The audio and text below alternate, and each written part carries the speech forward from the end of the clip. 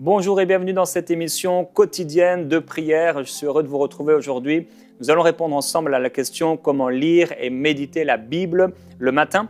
Et je vais vous partager 7 conseils. Alors, quelle que soit votre foi, que vous soyez même chrétien ou non, et quelle que soit votre confession religieuse, il est certain et évident que Dieu veut vous parler et qu'il va le faire à travers la Bible et votre lecture et votre méditation de ce que nous appelons la parole de Dieu. Et déjà, il nous dit dans 2 Timothée, au chapitre 3 et au verset 16, « Toute écriture est inspirée de Dieu et utile pour enseigner, pour convaincre, pour redresser, pour éduquer dans la justice, afin que l'homme de Dieu, l'homme qui s'attache à Dieu, l'homme qui aime Dieu ou la femme qui aime Dieu, soit adapté et préparé à toute œuvre bonne. » Vous avez besoin, si vous êtes un lecteur de la Bible, de recevoir Jésus-Christ dans votre cœur comme votre sauveur, mais non seulement celui qui vous sauve, mais le Seigneur de votre vie. Si vous lisez la Bible, vous devez connaître l'auteur de la Bible. Les pharisiens lisaient la Bible et pourtant, quand Jésus est apparu devant eux, ils ne l'ont pas reconnu. Et je voudrais vraiment vous encourager. Lorsque j'étais à la fac, je faisais une fac de sport à Rennes, en Bretagne, dans l'ouest de la France. Et à cette époque-là, j'étais inscrit à un cours de religion. C'était un cours qui était une option, mais il y avait des options obligatoires. Et celle-ci, je l'avais donc prise. Et la professeure avait lu plusieurs fois la Bible, elle l'enseignait même, mais elle n'avait aucune expérience avec Dieu. Alors c'est peut-être votre cas aujourd'hui.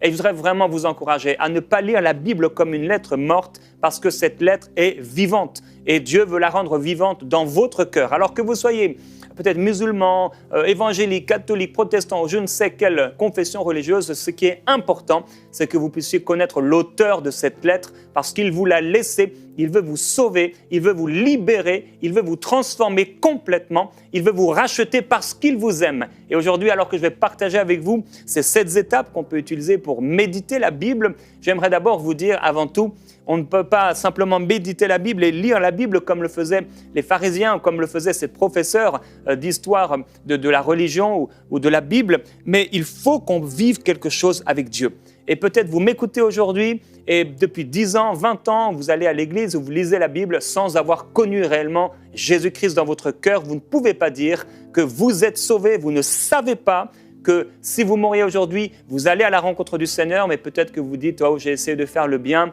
j'ai fait tout ce que j'ai pu », eh bien, ça n'est pas suffisant parce que la Bible dit justement que toutes les œuvres bonnes des hommes devant Dieu sont comme un vêtement souillé. On est incapable de nous sauver par nous-mêmes, mais Jésus-Christ est venu non seulement pour nous sauver, mais il est venu pour qu'il soit le Seigneur et le maître de notre vie. Alors si vous êtes le maître de votre vie, si vous dirigez encore votre vie, eh bien ça montre une chose, vous n'êtes pas encore sauvé, vous n'avez pas fait cette expérience avec Dieu ou alors vous l'avez abandonné et vous êtes allé loin de la foi. C'est d'abord mon encouragement pour vous, c'est important je crois de pouvoir vous le partager. Alors avant de voir un peu les 7 étapes, quelques petites choses faites sur la Bible. Alors la Bible a été écrite en 3 langues et sur 3 continents. Sur une période de 1600 ans, par environ 40 hommes, d'à peu près 1500 avant Jésus-Christ à 100 après Jésus-Christ. Je voudrais vous encourager si vous n'avez pas encore lu la Bible en entier, à la lire en entier. Avant de devenir un étudiant de la Bible, donc c'est-à-dire de méditer la Bible et d'étudier la Bible, il est important déjà de l'avoir lu en entier une fois au moins. Alors, la première lecture, si vous lisez la Bible pour la première fois, il est vraiment bon de pouvoir commencer dans le livre de Matthieu jusqu'à l'Apocalypse et ensuite de lire de la Genèse jusqu'au dernier livre de l'Ancien Testament, jusqu'à Malachie. Il faut environ 50 heures pour lire la Bible. C'est à peu près ce qu'il faut si vous lisez une lecture moyenne, normale, à peu près 50 heures. Ça veut dire que si vous la lisez 5 minutes par jour, il vous faudra 1 an et 8 mois pour la lire une fois. Si vous lisez la Bible pendant 50 ans, alors vous l'aurez lu 30 fois. Si vous lisez la Bible 15 minutes par jour, il vous faudra 6 mois et 20 jours pour la Bible en entier. Si vous la lisez pendant 50 ans, eh bien vous l'aurez lu 90 fois. Ce qui est intéressant, c'est que bien sûr, plus vous allez la lire longtemps chaque jour, et moins il vous faudra de temps pour la lire en entier. Alors si vous lisez la Bible pendant 30 minutes par jour, il vous faudra seulement 3 mois et 10 jours pour la lire en entier. Donc, si je lis la Bible pendant 5 minutes par jour, il va me falloir presque 2 ans pour la lire. Mais si je la lis 30 minutes par jour, en un peu plus de 3 mois, je l'aurai lue. Et si vous lisez la Bible 1 heure par jour, il vous faudra seulement 1 mois et 20 jours pour la lire en entier. Et au bout de 50 ans, si vous l'avez lu pendant 50 ans, vous l'aurez lu 540 fois. Alors, j'ai voulu faire ce petit calcul simplement pour vous montrer qu'il est important de pouvoir lire la Bible et de pouvoir la lire chaque jour. Et si vous ne lisez pas au moins la Bible 1 fois par année, je voudrais vraiment vous encourager à faire un effort parce que c'est la parole de Dieu. 1 heure par jour, c'est peut-être beaucoup pour la plupart d'entre nous, mais si on pouvait au moins lui accorder peut-être 15 minutes au moins, ou peut-être 30 minutes par jour. Je crois que cette parole, elle est vivante, et si on la lit, elle va nous transformer.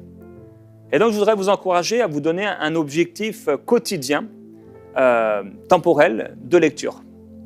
Donnez-vous un objectif, sinon vous allez être esclave des circonstances, et quand les circonstances vous envahiront, alors vous n'aurez pas le temps de lire la Bible.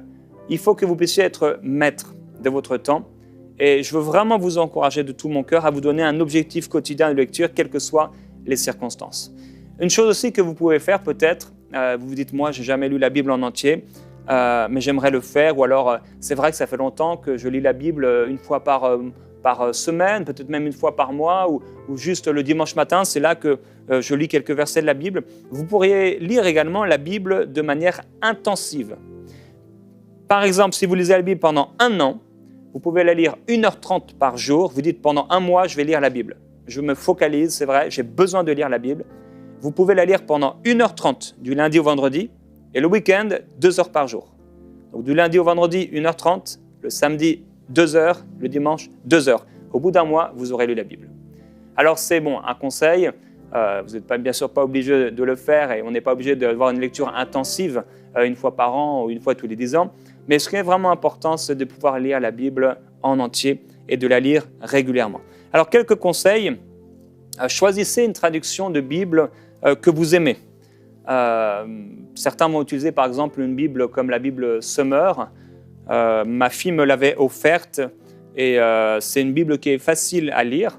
Moi personnellement, celle que j'utilise, vous pouvez le voir à la première page de votre Bible souvent.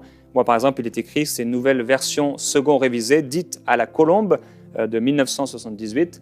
Et c'est une traduction que j'aime beaucoup, donc dite à la Colombe. C'est vraiment celle que j'ai depuis l'âge de 19 ans, que mon frère m'avait offerte, et je la lis tous les jours. Alors, il y a plus de 50 versions de la Bible, donc vous pouvez trouver une version qui vous va, voilà, qui vous plaît par rapport au langage, etc. Souvenez-vous, quand vous allez lire la Bible, après je vais vous donner les 7 phases que vous pouvez développer dans votre vie de méditation de la parole de Dieu. Souvenez-vous de certaines bases importantes dans la parole de Dieu. Alors, il y a l'Ancien Testament. Et dans l'Ancien Testament, donc bien sûr depuis la création de l'homme, jusqu'à ce temps qui va marquer un temps de silence entre le dernier livre de l'Ancien Testament jusqu'au premier livre du Nouveau Testament, où là pendant 400 ans, il va y avoir comme un silence de la part de Dieu. Mais pendant l'Ancien Testament, Dieu a fait plusieurs alliances avec les hommes. C'était comme des dispensations à travers la loi, mais avant la loi, des alliances que Dieu avait faites avec les hommes. Alors c'est pour ça, quand vous lisez l'Ancien Testament, il y a des choses qui vont vous surprendre, il y a des choses qui vont vous étonner, il y a des prières même qui vont vous surprendre parfois. C'est parce que l'alliance que ces gens avaient était différente que celle que nous avons aujourd'hui.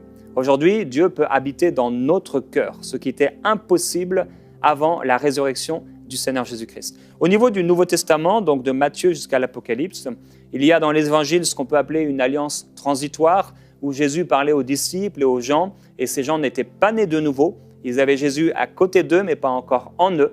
Et dans Jean 20 au verset 22, Jésus va souffler dans les disciples, littéralement. Après sa résurrection, ils vont naître de nouveau.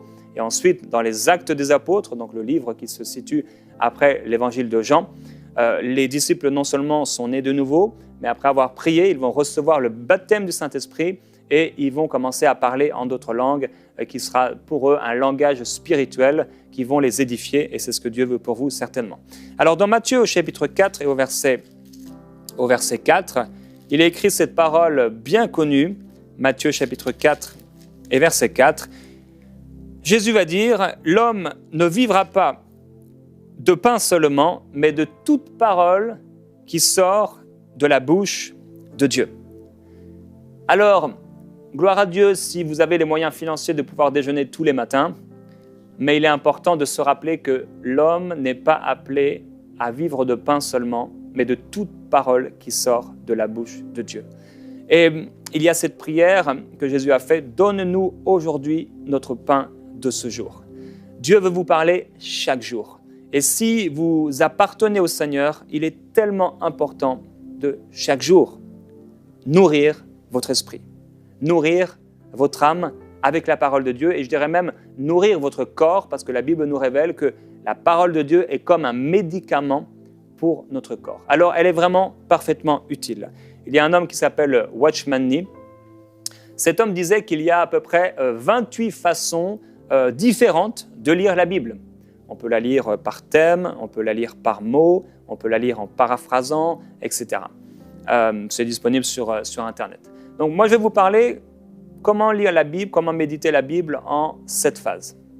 Alors, première phase, vous vous retrouvez devant un texte, par exemple Matthieu, chapitre 1. Matthieu, chapitre 1, donc il y a 25 versets dans ce chapitre. Vous n'êtes pas obligé de lire tout le chapitre, vous pouvez lire une partie seulement. Premièrement, lisez le texte. Donc, vous lisez le texte, vous lisez les faits, les histoires, les récits tels qu'ils sont écrits. Ça, c'est ce que j'ai appelé une lecture simple. Vous lisez simplement le texte. Deuxièmement, deuxième phase, vous pouvez relire une deuxième fois le texte, et cette fois-ci, comme si vous souhaitiez l'apprendre par cœur. Donc, ça, c'est une lecture attentive. Vous lisez une deuxième fois le texte. Ensuite, troisièmement, vous allez à partir de ce moment-là, vous avez bien pris connaissance du texte, vous l'avez lu 2 fois, essayez de comprendre, d'analyser le texte et demandez-vous s'il vous rappelle peut-être un autre texte. Donc là, c'est ce que j'appelle la lecture réfléchie. C'est la première phase à ce moment-là de la méditation. Dans les 2 premières phases, on a lu la Bible tout simplement. Dans la 3e phase, on commence à méditer la Bible, donc c'est une lecture qui est plus réfléchie. Vous pouvez à ce moment-là également regarder d'autres versions de la Bible dans cette 3e phase où vous essayez de comprendre et d'analyser le texte et de voir si peut-être il vous rappelle un autre texte de la Bible. Quatrièmement, et c'est important et on l'oublie souvent, demandez au Saint-Esprit, votre enseignant, qu'est-ce qu'il veut vous dire. C'est la parole de Dieu. Et le Saint-Esprit est là, la Bible dit, Jésus en a parlé, il a dit, il vous enseignera toutes choses et il vous rappellera les paroles que je vous ai dites. Alors, si vous êtes dans le mode de méditer la parole de Dieu et pas seulement de la lire, dans cette 4e phase, demandez au Saint-Esprit. Voilà, vous avez lu, par exemple, le chapitre 1 de Matthieu. Vous avez vu la généalogie. Alors, au début, bon, c'est une généalogie, ok. Ensuite, la naissance de Jésus-Christ, c'est le Saint-Esprit. Prenez un temps de prière. Qu'est-ce que tu veux me dire par rapport à ce passage que je viens de le lire?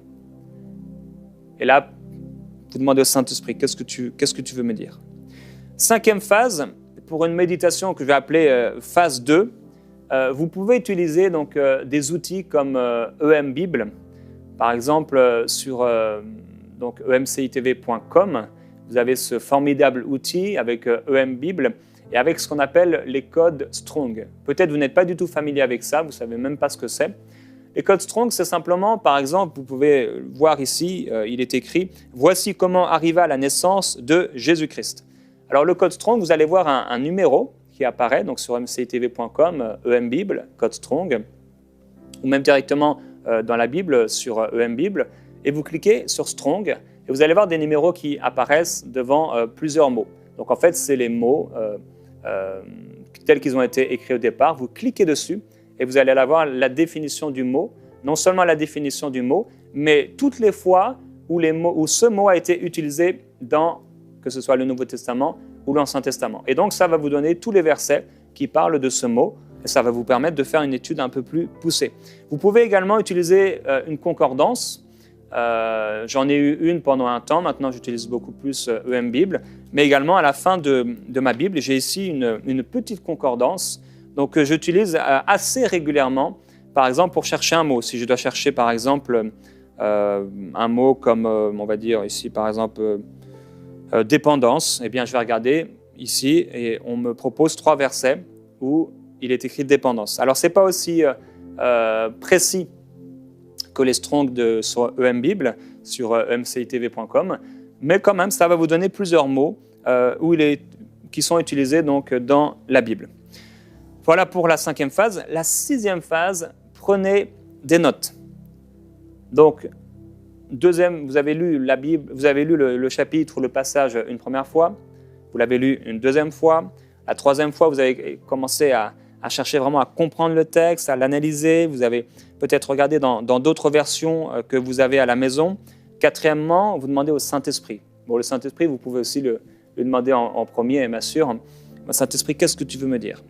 Qu'est-ce que tu veux me partager aujourd'hui ? Parce que c'est une nourriture que Dieu veut vous donner. 5e, donc vous utilisez ces outils, ces Strong, vous regardez un peu, vous continuez à étudier, chercher des textes qui ont rapport avec les versets ou le passage que vous avez lu et étudié. 6e, vous prenez des notes.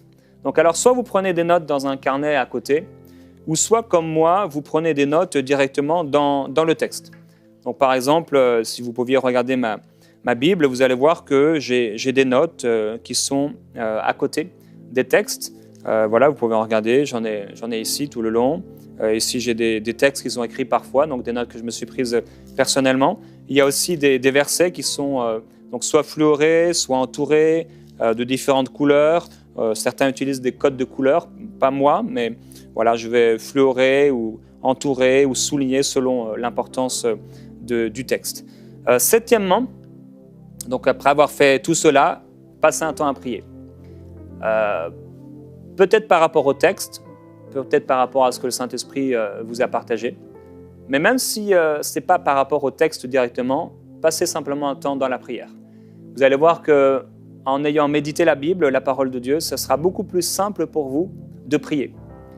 Vous êtes là nourri et ça va être beaucoup plus facile de pouvoir prier parce que vous avez ouvert votre esprit et votre intelligence, vous êtes concentré sur le texte et ce texte, je vous rappelle, il n'est pas un texte mort, mais il est vivant. Alors, voilà un peu pour les 7 phases, mais maintenant 2 points importants. C'est vraiment important. Vous pouvez, et je vous encourage à faire dans votre vie avec la Bible, la parole de Dieu, 2 lectures par jour, au moins. Une lecture que j'appelle une lecture courte et une lecture longue. Alors, la lecture courte, c'est celle que vous pouvez par exemple faire le matin ou le soir. Personnellement, moi, c'est plutôt la lecture courte le soir, mais pour certains, c'est plutôt le matin, selon votre vie, votre façon de vivre. Alors, la lecture courte, elle est là pour être rafraîchie. Donc, c'est un peu style pensée du jour, c'est la nourriture, c'est votre pain. Vous vous réveillez, par exemple, et vous avez besoin d'être nourri, vous avez besoin d'être rafraîchi, vous avez besoin de recevoir une parole de la part de Dieu pour votre journée. Vous faites cette lecture courte. C'est peut-être 15 minutes, mais pendant 15 minutes, vous lisez la Bible. Vous n'entrez peut-être pas dans la méditation, bien sûr, dans les 7 phases qu'on vient de développer, mais vous allez être nourri par le Seigneur. Quand vous faites cette lecture courte, par exemple, le matin, c'est pour vous, ce n'est pas pour les autres. C'est vraiment pour vous, c'est pour votre nourriture, même si au bout d'un moment, à force d'avoir développé cette vie de méditation ou de lecture de la Bible même, on peut parler ici juste de lecture de la Bible, forcément ça va découler sur les autres et ça va pouvoir faire de vous une source de bénédiction parce que vous allez vous habituer à la parole de Dieu. J'aime beaucoup cette expression, être versé dans les Écritures. Vous pouvez être versé dans les Écritures. J'aime les personnes qui ont pris l'habitude d'être versées, qui ont développé vraiment cette méditation et cette lecture de la Bible et qui sont arrivés à un niveau où ils sont vraiment versés dans la parole de Dieu, comme Obélix qui est tombé dans la marmite. Vous pouvez également tomber dans la parole de Dieu et être versé dans les Écritures. Alors, dans cette lecture courte, vous prenez moins de notes. Bien sûr, il n'y a pas beaucoup de notes. Peut-être vous allez souligner quelque chose. C'est une lecture qui est courte. Vous pouvez, dans cette lecture qui est courte, lire la Bible, entre guillemets, un peu au hasard.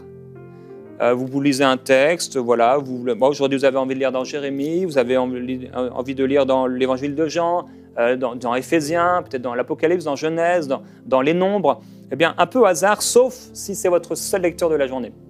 Si vous ne lisez qu'une fois par jour la Bible, je ne vous encourage pas du tout à lire la Bible au hasard. Par contre, si vous la lisez une fois en la méditant, la deuxième fois, je vous encouragerai à la lire un peu ici et là. Ça va vous permettre d'aller dans plusieurs textes au fur et à mesure de la journée. Maintenant, pour la lecture plus longue, là, vous allez être nourri et vous allez connaître plus. Là, vraiment, vous connaissez, vous allez aller plus loin dans la parole.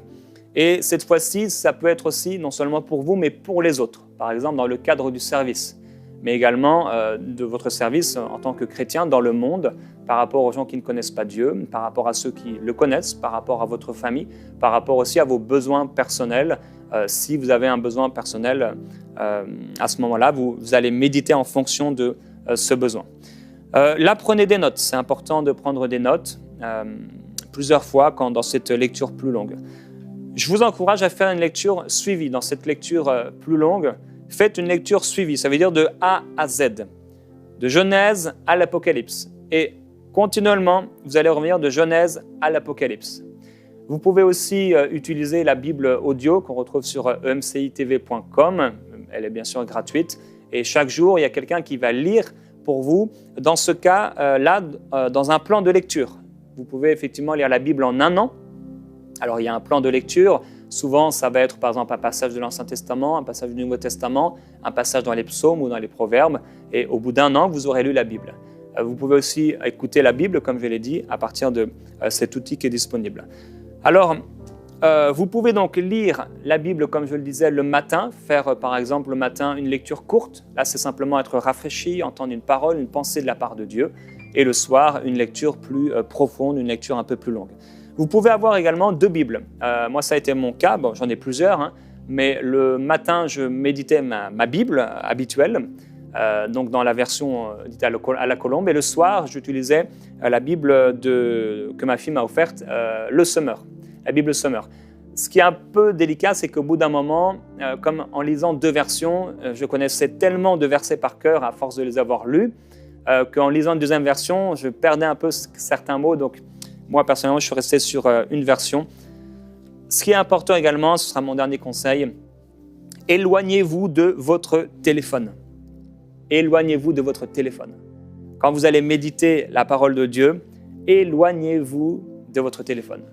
Vous mettez tout en silence, vous vous éloignez de votre téléphone à ce moment-là et vous lisez la Bible, que ce soit d'ailleurs pour une lecture courte ou pour la méditation qui est un peu plus longue, mettez tout de côté. Vous pouvez mettre par exemple certains peut-être un casque anti-bruit ou si vous êtes avec plein d'enfants dans la maison et que quelqu'un s'en occupe, voilà, vous pouvez être un petit instrumental, certains ça peut peut-être vous aider, mais éloignez tout ce qui est téléphone.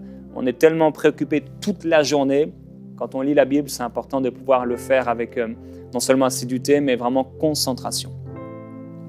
Voilà un peu quelques conseils et cette phase que vous pouvez avoir dans votre lecture de la parole de Dieu. Et j'aimerais maintenant prier pour vous par rapport à ce que je viens de partager. Père, je te remercie parce que ta parole est une nourriture vivante. C'est vraiment une nourriture que tu veux pour notre âme, pour notre cœur, pour notre corps. Et je prie, Père, déjà pour ceux qui ont écouté ces conseils, mais qui réalisent bien qu'ils n'ont pas l'amour de ta parole. Peut-être même qu'ils réalisent qu'ils n'ont pas cette assurance d'être sauvés. Et Père, je prie qu'aujourd'hui, tu trouves en eux un cœur repentant, un cœur qui demande pardon, un cœur qui accepte que tu deviennes leur maître. Je prie, Père, pour ceux qui n'ont pas cet amour pour ta parole ou qui se sont refroidis, qui ont oublié l'importance, l'extrême importance de méditer ta parole. Père, je prie qu'il y ait un nouvel élan d'amour pour ta parole, une révélation dans leur cœur par le Saint-Esprit. Père, tu nous as laissé ta parole, combien elle est importante. On ne peut pas faire comme si elle n'existait pas. On ne peut pas attendre d'avoir un moment pour la lire. Père, nous voulons la méditer jour après jour. Nous voulons la lire, nous voulons entendre ta parole. Nous voulons habituer notre oreille, que ce soit physique, mais spirituelle, à ta voix. Merci Saint-Esprit, parce que tu veux nous communiquer les paroles de Dieu et nous les révéler. Merci Saint-Esprit, parce que tu peux nous parler par ta parole Tu veux nous parler, nous révéler ce qui nous est caché. Merci Seigneur Jésus-Christ, parce que par ton esprit, nous comprenons ce que tu as dit et nous le comprenons avec révélation. Merci parce que tu as dit, Seigneur Jésus-Christ, que ta parole n'est pas une loi qui est morte, une parole morte, mais qu'elle était vivante. Oui, merci parce que tes paroles sont vivantes. Tu as dit, l'homme ne vivra pas de pain seulement, mais de toute parole qui sortira de ma bouche. Père, nous ne voulons pas être, comme l'a dit l'apôtre Jacques, ces personnes qui regardent, qui lisent, qui méditent ta parole et qui aussitôt, après l'avoir médité ou entendu, l'oublient, comme quelqu'un qui oublierait son visage après s'être regardé dans un miroir. Père, je prie qu'au contraire, pour mes amis, mes frères et mes sœurs qui méditent ta parole, que cette parole s'enracine profondément, s'établisse dans leur cœur par ton esprit.